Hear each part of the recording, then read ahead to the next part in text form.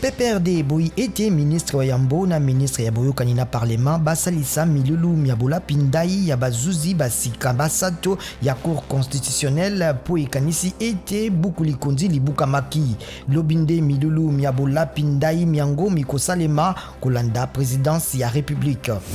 Azarias Roubewa, ministre ya décentralisation a Sengi Ngonga tukumi bale na mwambe pona koyanola mituna ya bakelimi beko na ntina ya milulu ya kotia na esika bourgmestre ya Minembwe.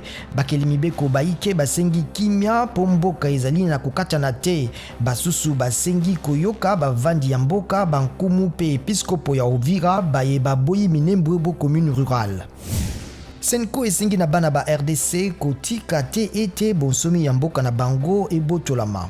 Ba episkopo ya katolike ba kebisi pona botelemi ya misala ya mboka likolo na boswani kati na cash PFCC. Senko esengi botiami bwa tribunal ya molongo kolanda rapport mapping.